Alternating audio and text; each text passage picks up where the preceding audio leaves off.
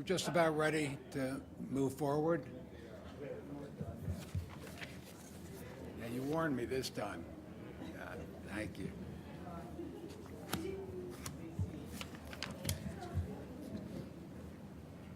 Good afternoon, everybody. I'm Brian Fisher, the manager of the Media Relations Division for the Prince George's County Police Department. And today we have important updates on homicides that occurred over the weekend. Joining us with more information are Prince George's County Chief of Police George Nader, Prince George's County Executive Aisha Braveboy, State's Attorney Tara Jackson, Deputy Chief Administrative Officer for Public Safety and Homeland Security Melvin Powell, and from the U.S. Marshals Capital Area Regional Fugitive Task Force, Acting Assistant Chief Inspector Tristan Martin, and U.S. Marshal Clinton Fuchs. First, I'd like to introduce our Chief of Police, George Nader. Good afternoon. As always, thank you all for coming out. So we have a lot of information to share.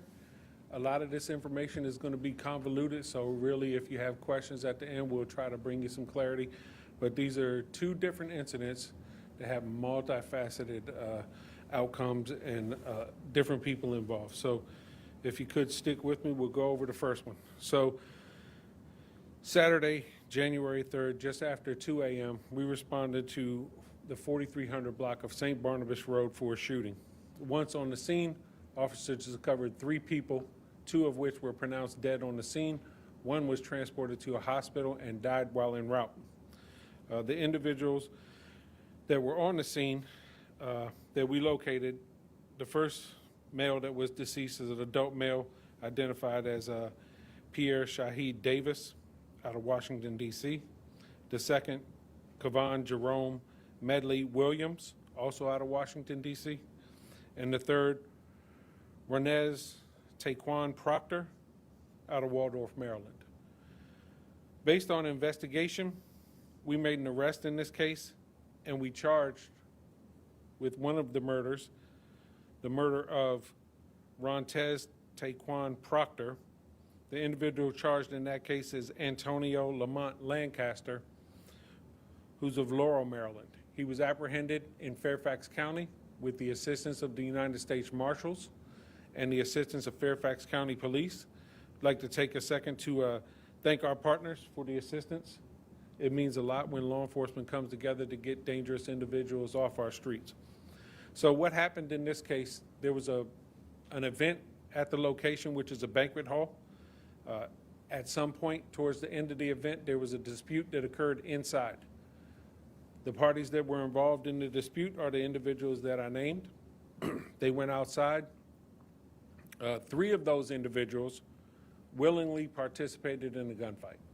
So the people that were involved in the gunfight was Pierre Davis, Kevon Medley Williams, and Antonio Lamont Lancaster. Pierre Davis and Kevon Williams, we believe, killed one another in that gunfight. And then a side dispute happened, and that's when Antonio Lamont Lancaster murdered Ranez Taquan Proctor.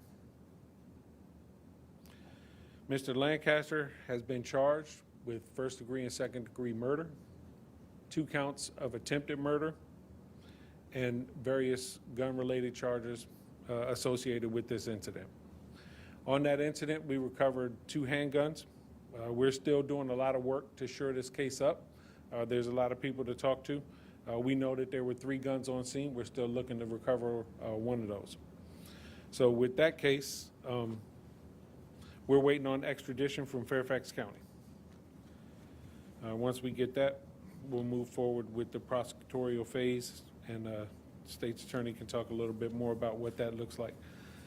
The second incident happened Sunday, January 4th. This is a series of incidents.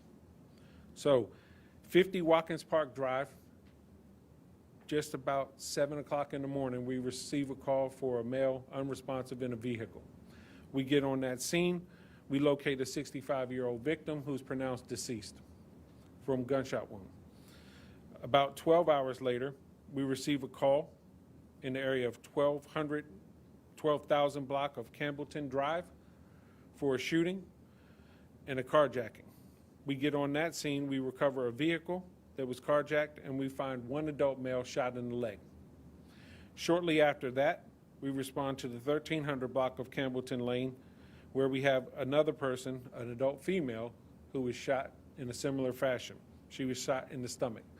Both of those individuals were transported to nearby hospitals in critical condition, but we're waiting and hoping for a recovery on that. Shortly thereafter, officers on the scene who are here with me from District 2, I'd like to thank PFC Heyman in particular for your bravery and responding to the area where shots were fired. And we located another vehicle that had been shot, but we located a suspect. So that person of interest was taken into custody. A weapon was recovered. It's a 7.26 or 7.6 rifle. So kind of similar to what an AK-47 is, but a small version of it. With that, we have identified that as the murder weapon. This case is still ongoing. No one has been charged. We do believe we have the person of interest is the right person. However, we're still working through the case to bring charges. The thing with that we want to say is there's no ongoing threat to the community.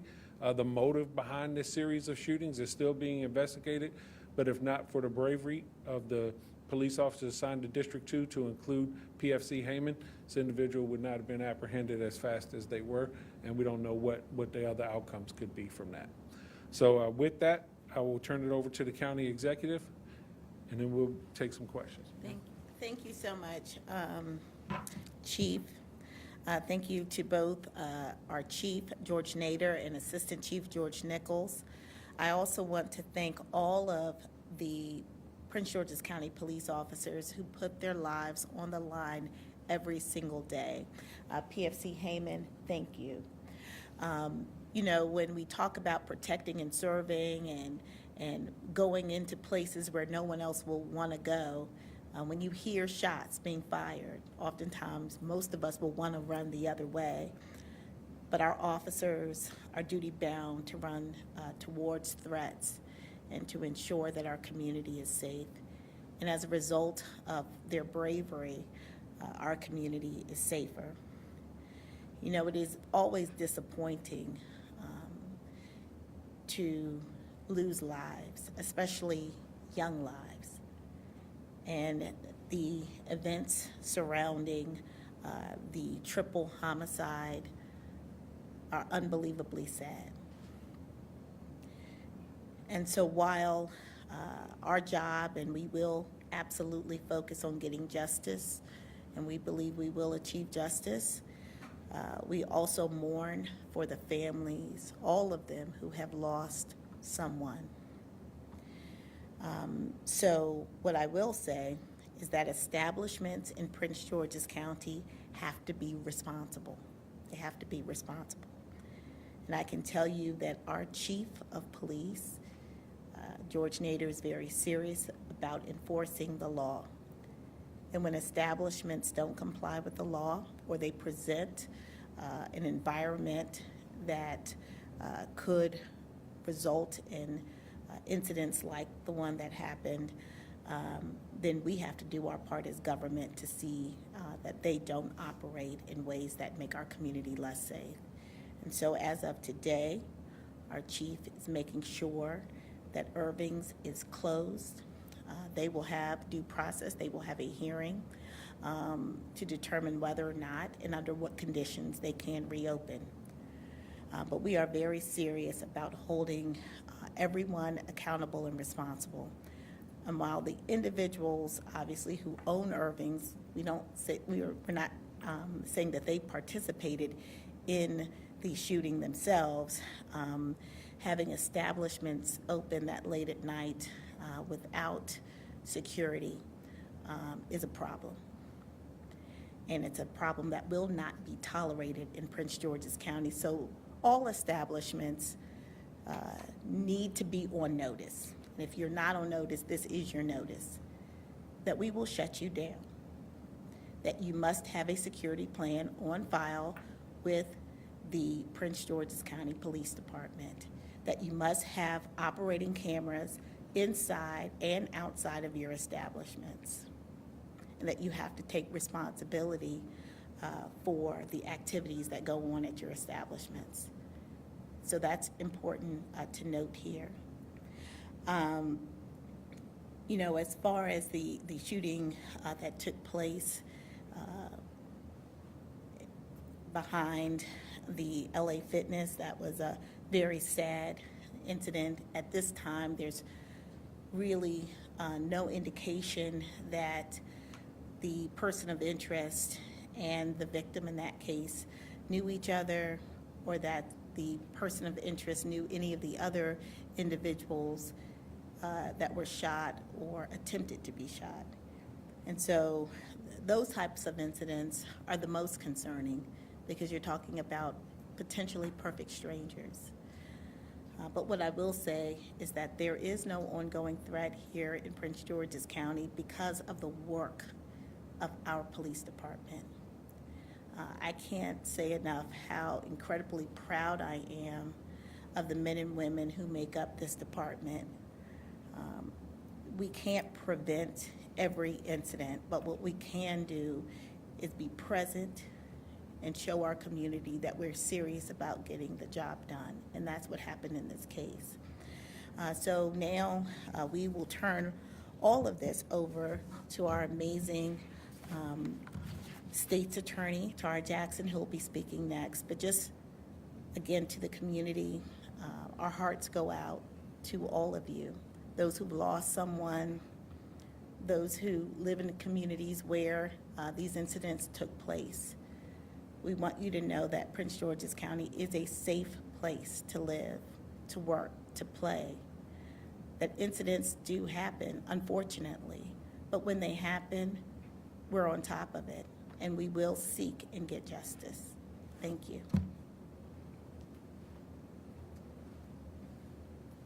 Good afternoon. Of course, my condolences do go out to the families of all of the victims that were lost over the holiday weekend.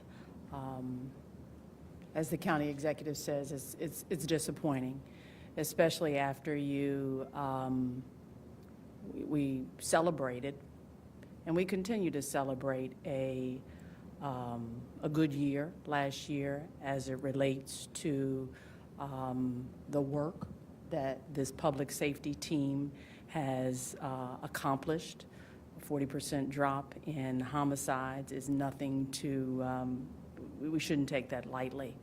But obviously one murder is too many murders. And certainly 3 murders is too many murders. And so our hearts go out to the victims. The role of the state's attorney, of course, is different than that of our sworn officers on the street. But I do want the public to know that we continue to work with our police department from the moment a crime occurs, a crime like this occurs, providing the necessary legal advice that aids them in their investigations to bring people to justice. As it relates to the triple homicide that occurred, there is obviously a person that's been charged, and it is in Virginia, and that person is facing an extradition hearing. He has a right to waive that extradition hearing and agree to be returned to Prince George's County to face his charges. And if he doesn't waive it, then there'll be a hearing that is had in Virginia. Once he comes to Prince George's, we will, per usual, have a bond hearing, and then our office will make decisions around what the appropriate charges are to present to the grand jury. And as it relates to the person of interest in the homicide that occurred and shootings that occurred on January 4th, we will continue to assist our police partners in every way possible to make sure that the appropriate person is charged and brought to our office for to be held accountable. And I want to just say to the public, that's our job, to make sure that after persons are charged and brought to the state's attorney's office, that we do everything in our power to make sure that we're holding them accountable to the greatest extent under the law. You cannot wreak this kind of havoc in our community and expect to go unpunished. And we're going to do everything possible, along with this phenomenal team, to make sure that there is justice in these cases. Thank you. Prior to taking questions, for the men and women of the Prince George's County Police Department, from our District 2 officers to the District 4 officers that responded to the scene, from this Criminal Investigations Division that works around the clock, the Gun Crimes Unit and the Homicide Unit, and the men and women that work in our forensic labs, that come together and partner with our law enforcement jurisdictional partners to bring closure to cases, go into dangerous situations and handle scenes and see a lot of things that normal people in society wouldn't have to see. I would say for that, you're heroes, and I thank you from the bottom of my heart for what you do for our community. With that, open it up for any questions that you may have.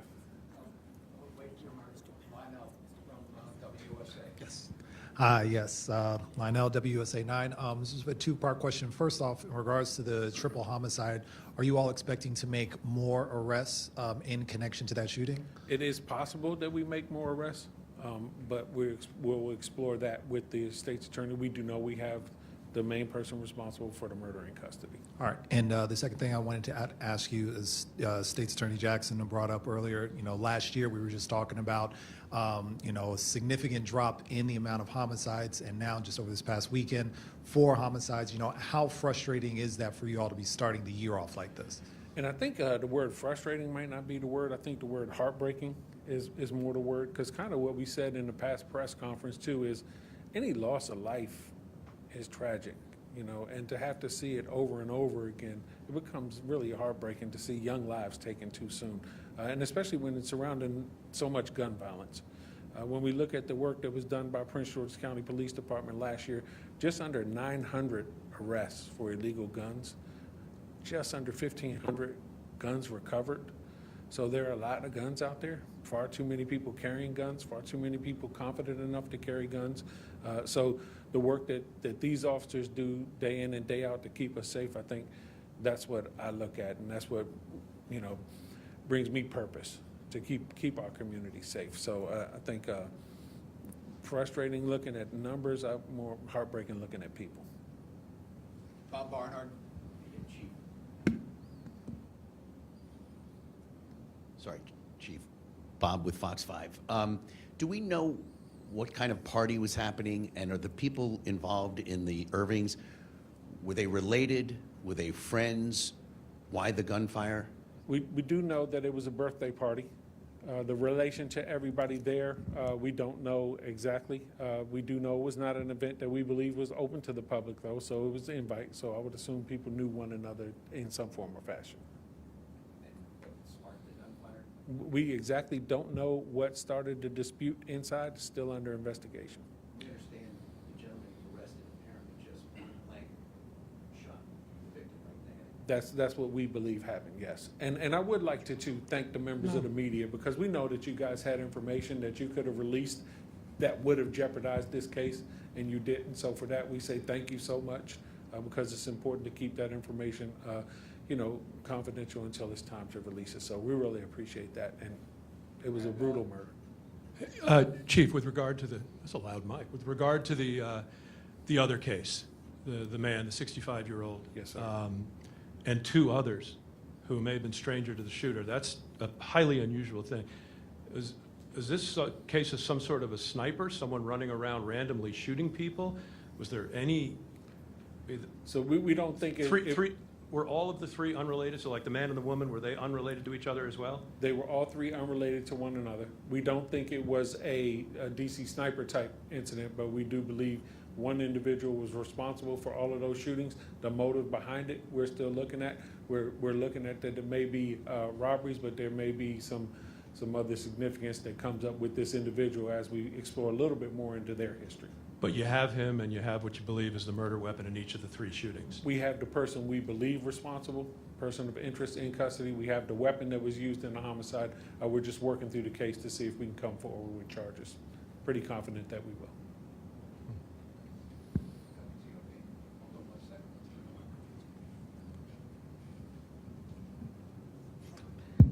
Mike at WTOP. Talk a bit about this establishment and some of the, you said that they didn't have a security guard. Did they also not have security cameras? What are you confronting them about and closing them down for exactly? So we have the right in Prince George's County to close a business in the interest of public safety. They were cited for several violations, CB 18 to be one of them. So we're going to close, and then they can come forward to the hearing examiner, who will make the determination as whether or not they're allowed to open again, with stipulations that we'll put in place. And with the random shootings that we just talked about that happened yesterday, do we have a rap sheet on the person of interest? Can you talk a bit about, do they have a criminal history? Well, yes, the person that we have stopped right now that we have not charged with a crime does have a criminal history. Jasmine, the Washington Post. Thank you, Chief. To that question, is the person of interest from this area? Could you speak to that? The person that we have stopped right now is from this community, correct? Thank you. And then two-part, the suspect in the other shooting, did they also have a criminal history or were they known to police at all? The one that we arrested with murder has a criminal history. Chief, just a quick clarification on the Proctor victim. Yes.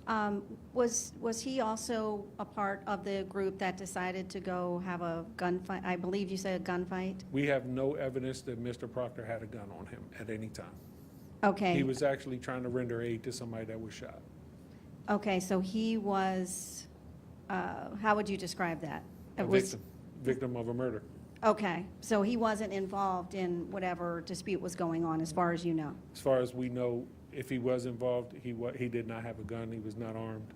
Could you just describe that scene outside the banquet hall? I mean, this Wild West kind of shootout. Yes, it was. I mean, it was, as you can imagine, 3 people murdered. It was a pretty chaotic scene. It was chaotic when the officers got there. They were able to stabilize it. We called in additional resources to come in the system. And then the homicide unit came in and did an outstanding job piecing everything together and finding the person responsible. We don't believe there were more than 3 guns involved. But we're also looking at everything now. So the victim, Mr. Proctor, would you describe him as an innocent bystander in this situation, or? I would say he didn't appear to have anything to do with the shootout, so yes. Okay, and then also regarding the club or banquet hall, what have you, private party, any indication that the owners or this establishment has been involved in other incidents of violence We in haven't the had past? anything at this location.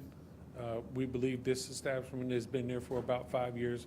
We've responded to a few fights, but nothing of this magnitude, no shootings, no homicides. And you believe that second incident, these were random victims, correct? Yes, absolutely. Chief Liberty Simmons from DC News Now. So does that bring us to 4 homicides of 2026? Yes, ma'am. Starting the new year? Yes, ma'am. Okay. And then for clarification on Proctor, what is the first name and proper spelling? The first name for Proctor. Oh, okay. Thank you, thank you. Okay. County Executive Brayboy, it looks like you'd like to say something, and then I have a question. No? No? Okay. Oh, I saw you kind of. Can I ask you about just the fact that we understand from the video the people who were involved in the gunfight outside of Irving's did not have guns inside. They went to their cars and got the guns and then started. The fact that people resolve their disputes that way, Yeah. even if they know and are friends or family. Well, let me just say this. We don't know exactly when the individuals involved obtained their guns. We don't know if they had them on their person or if they obtained them from the car. So I think all of that is still being investigated. But there is no dispute that's so significant that someone's life should be taken. In this instance, we believe that alcohol contributed to irrational thinking and behavior.